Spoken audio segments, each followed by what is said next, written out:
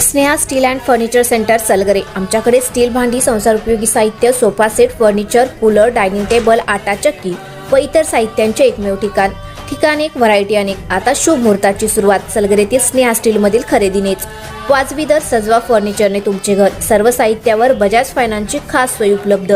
Steel भांड्यांना 5 वर्षे guarantee, तर furniture साहित्यास किडवाळीपासून life time warranty. खात्रीशीर खरेदीसाठी मिरज पूर्व भागातील एकमेव ठिकाण Sneha steel and furniture centre Salgare.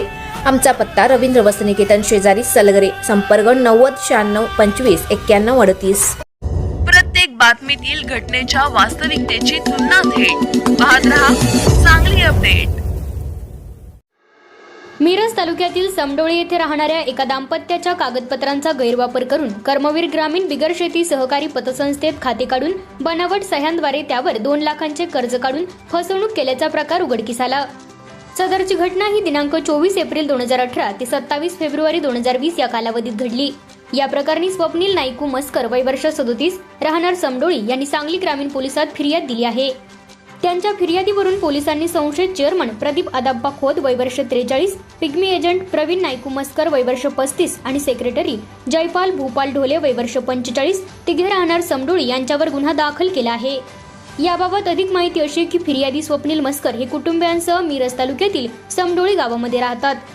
Swapnil मस्कर यांचे कर्मवीर ग्रामीण बिगर शेती सहकारी पतसंस्थेत खाते काढलेले नसतानाही संशयित तिघांनी संगनमत करून स्वप्नील यांचे वडील नाईकू श्रीपती मस्कर आणि आई इंदुमती नाईकू मस्कर यांची कागदपत्रे वापरून त्यांच्या नावाने पतसंस्थेत खाते काढले। मुलगा, वडील आणि आई या तिघांचे तसेच जमीनदार यांच्या खोट्या सह्या करून त्यांच्या खात्यावर अनुक्रमे 50,000, 1 लाख पुन्हा 50,000 असे 2 लाख रुपयांचे कर्ज मंजूर करून सदर कर्जाची रक्कम परस्पर खात्यावरून काढून घेतली। सदरची बाब निदर्शनास येताच स्वप्नील मस्कर यांनी सांगली ग्रामीण पोलिसात फिर्याद दिली।